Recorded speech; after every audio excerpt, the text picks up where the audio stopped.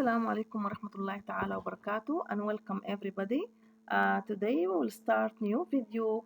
If you like it, please don't forget to pray for the messenger of Allah.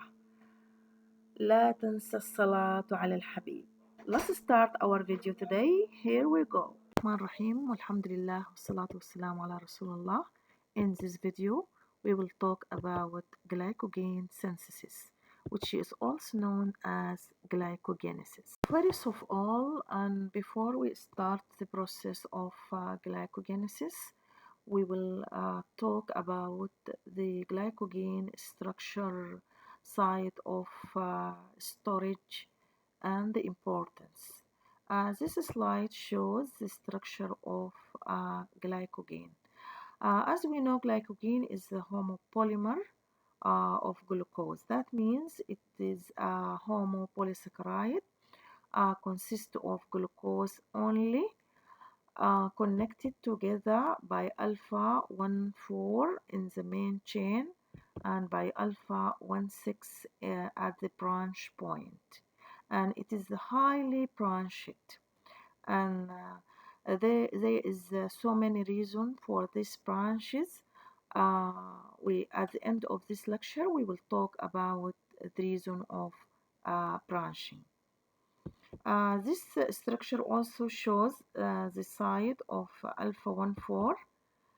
Alpha 1,4, that means the hydroxyl group of carbon 1 of the first glucose is connected with hydroxyl group at carbon 4 of the second glucose.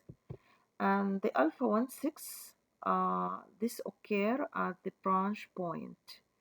So the hydroxyl group at position 6 of the main chain is connected with the hydroxyl group at position 4 of the branch or the other chain which connect to make the branch. Talk about the sites of glycogen storage. It is stored at two sites, liver and muscle. In the liver, it contribute as 5 to 6% of the liver fresh weight, and in skeletal muscle, it make up 1 to 2% of muscle mass.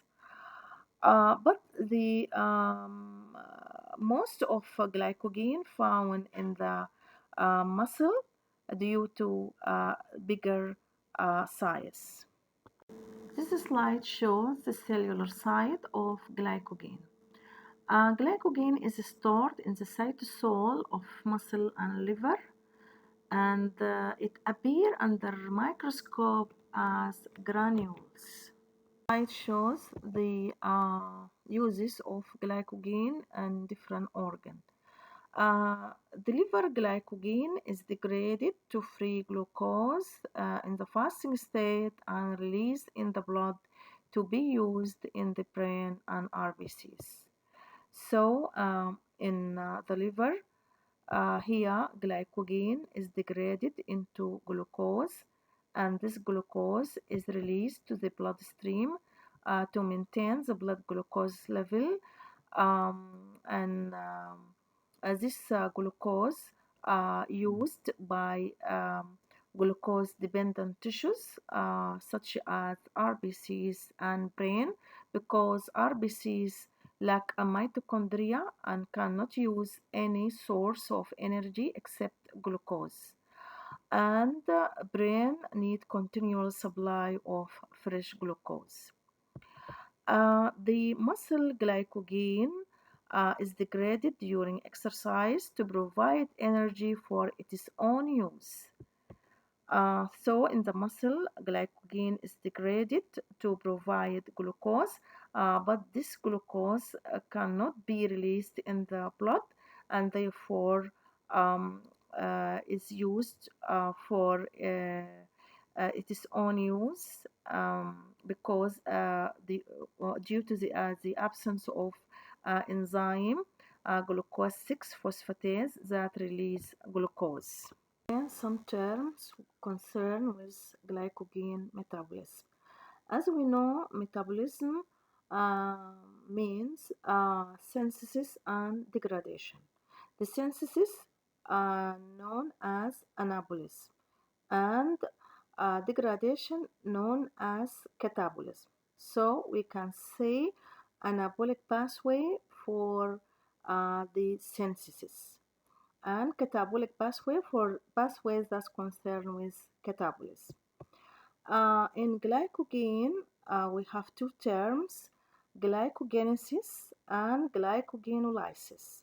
The glycogenesis is a synthesis of glycogen from glucose, and it consists of two parts, glyco and genesis. Whenever we found genesis, that means synthesis or formation. So this pathway is concerned with the synthesis of glycogen. We have some examples of uh,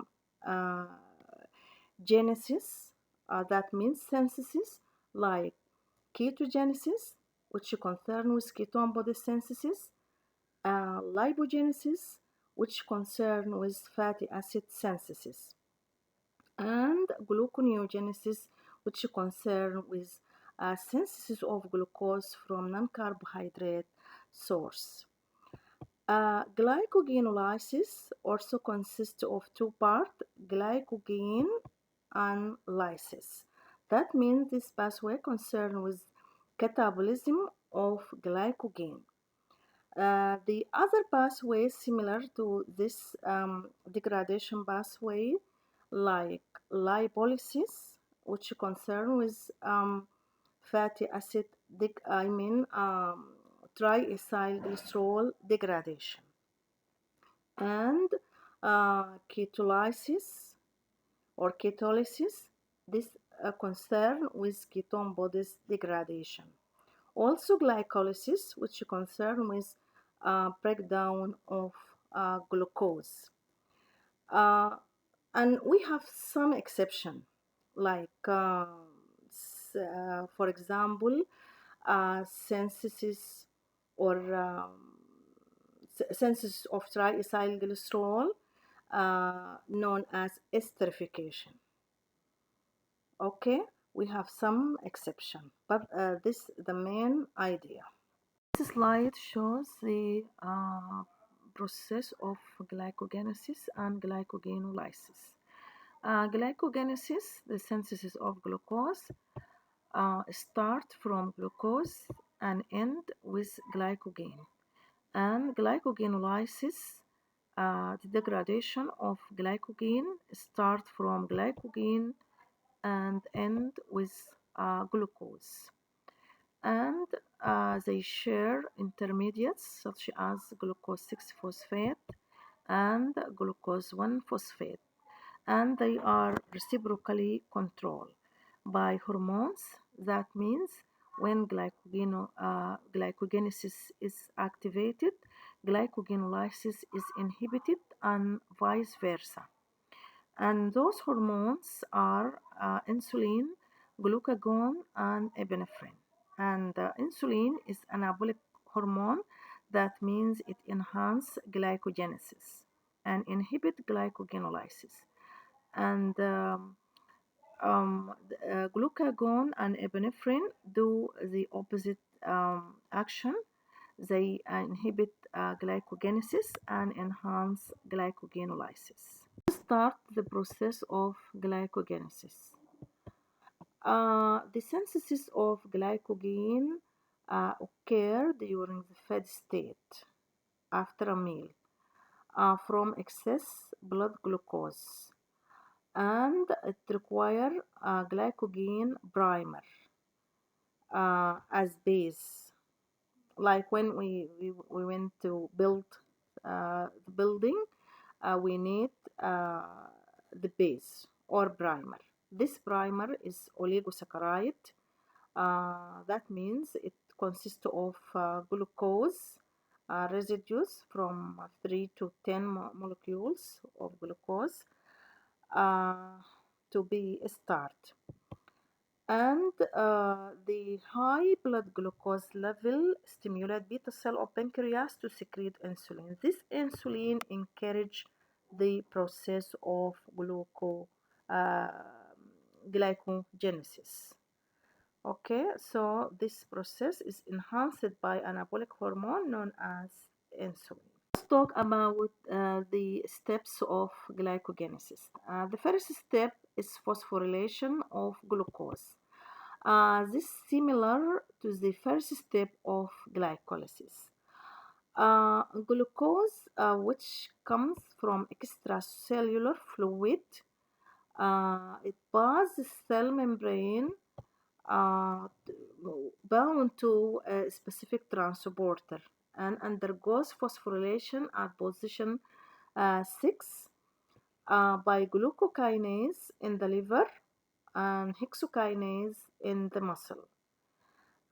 This enzyme uses ATP as phosphate donor. So the phosphate group from ATP is donated into glucose and it become ADP. And glucose, when it gain one phosphate group, it become glucose 6 phosphate and become incapable of living cell. This known as trapping action. This is similar to glycolytic step, the first step. The second step of glycogenesis is carried out by enzyme known as phosphoglucoamylase. This enzyme converts the glucose 6 phosphate into glucose 1 phosphate. The mutase enzyme transfers the phosphate group from position 6 of glucose into position 1. يعني هو عامل زي الإليفيتر زي الأسانسير، هو بنقل functional group from position to another. And this is a irreversible reaction. The first reaction is irreversible, but this reaction is reversible. That means it occurs in both directions. The third step of glycogenesis is the activation of glucose. This slide shows the activation of glucose. Glucose 1 phosphate is react with UTP. UTP referred to uridine triphosphate. It has a 3 phosphate group. This reaction is carried out by uridine diphosphate glucose pyrophosphorylase.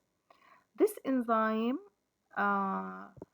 break the bond here to release the pyrophosphate and combined uridine monophosphate with glucose to form UDP glucose, the active form of glucose which start the process of glycogenesis. And the pyrophosphate will be broken in the next reaction to release high energy which enhance the process of glycogenesis, because this process is endergonic process that consume ATP. The key enzyme of glycogenesis known as glycogen synthase. This catalyzes the remaining steps. So it add glucose residues to form glycogen and use the UDP glucose as glucose donor. But this enzyme cannot start glycogen synthesis. It requires a primer. So the synthesis of glycogen cannot start from scratch. It requires a primer, as we said, and the primer is an oligosaccharide of glucose. It has been found that glucose oligosaccharide synthesis is initiated and linked to a protein known as glycogenin. So the glycogenin protein is initiate the synthesis of primer.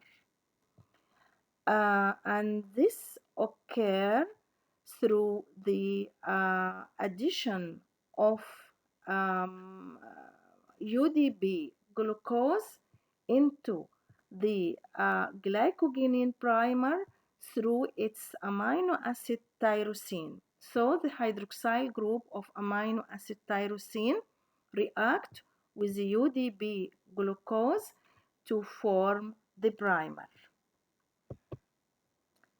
And during this synthesis, the enzyme glycogen synthase is in contact with glycogenin until the process of uh, glycogenesis complete. So when we lost the contact between glycogen synthase and glycogenin, this is a limiting factor. This means that the glycogen synthesis is complete. As we said, glycogenin initiate the glycogen synthesis. This protein, which contain the amino acid tyrosine, catalyze the addition of glucose to form the primer. This structure shows the glycogenin activity. The glycogenin catalyze the addition of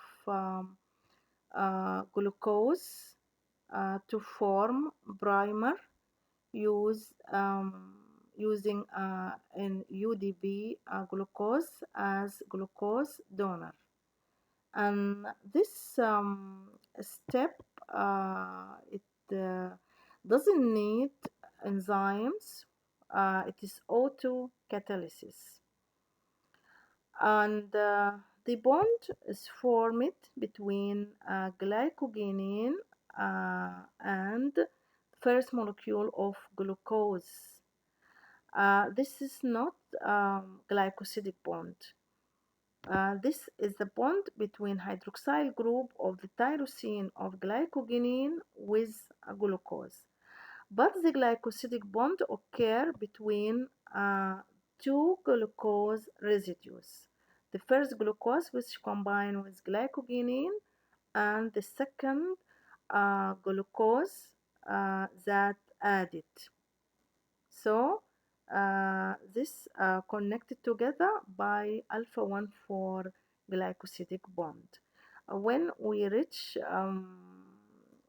about 3 to 10 molecules of glucose residues, this oligosaccharide, the glycogen activity will stop, and glycogen synthase will start or complete the process of glycogenesis. This slide shows the activity of glycogen synthase.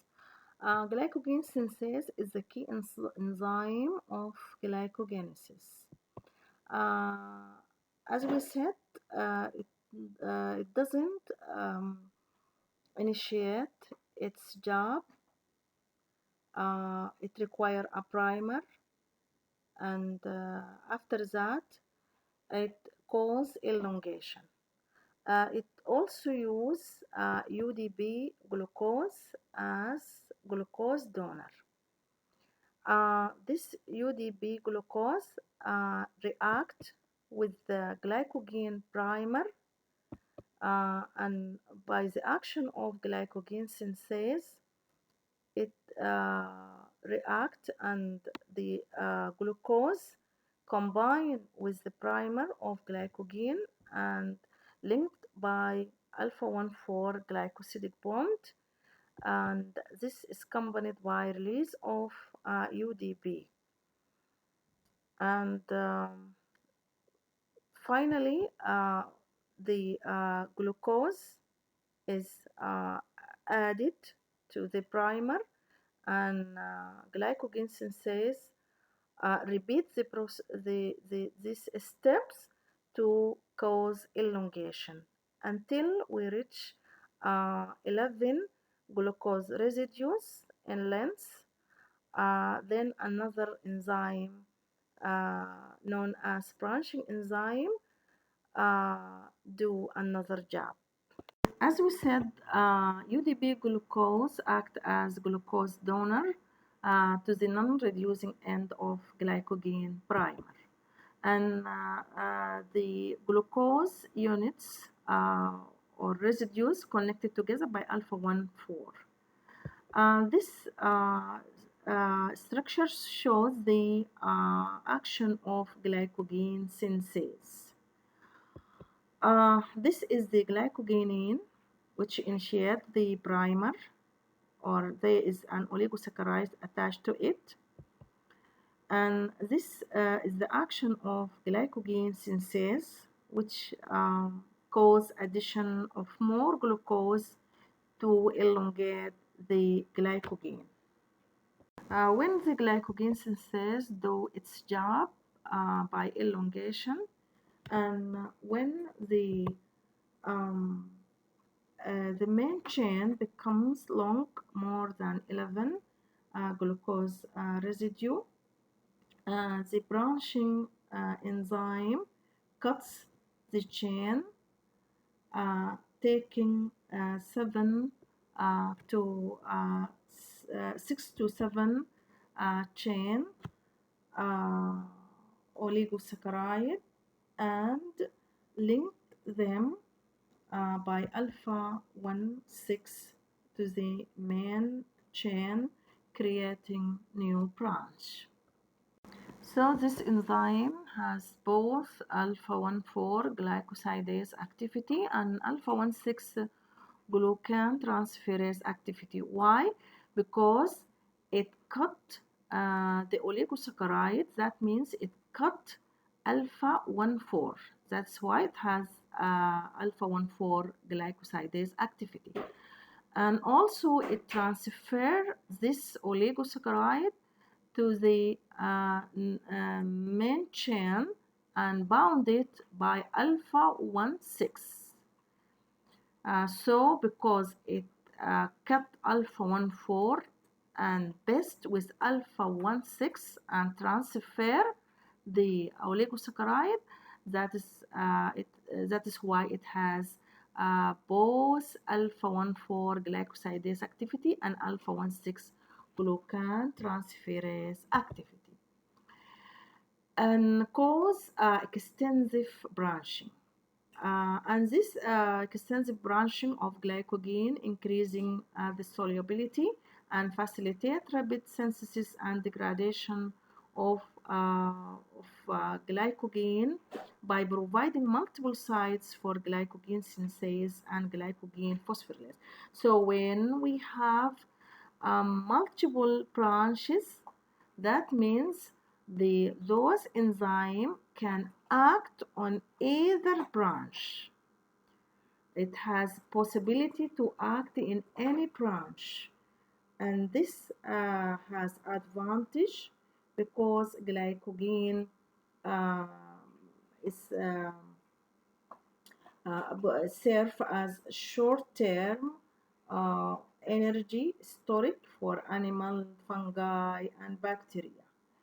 And by doing so, this more branches, it can provide energy, quick energy, uh, because the many ends of the chain allow for many glucose molecules to be released at once, which is important for providing rapid source of energy during time of high demand, such as during exercise. And also the branching allowing glycogen to pack more glucose units together in a small space, because glycogen is stored in the liver and muscle, and it is stored in limited area. That is why it should be compact to be suitable for storage in the limited area. The glycogen synthase and glycogen and the branching enzyme act together, while the glycogen synthase cause elongation. The branching enzyme cut the oligosaccharide and create new branch. And the synthesis of glycogen molecule continue until the enzyme loses contact with glycogenin, which becomes deeply embedded inside the growing glycogen molecule. And when the enzyme loses contact with glycogenin, the synthesis of that particular glycogen molecule stops. This is the limiting factor for glycogen molecule size. So the limiting factor for glycogen molecule size, it depends on the contact between glycogenin and glycogen synthase. Whenever there is a contact, the glycogen synthesis will proceed. When we lose the contact, the glycogen synthesis will stop. تم الكلام وربنا محمود وله المحامد والعلا والجود ثم الصلاة على النبي محمد ما ناح قمري وأورق عود. This is all I can say in this lecture. I hope you understood. Thank you for listening and you have a great day.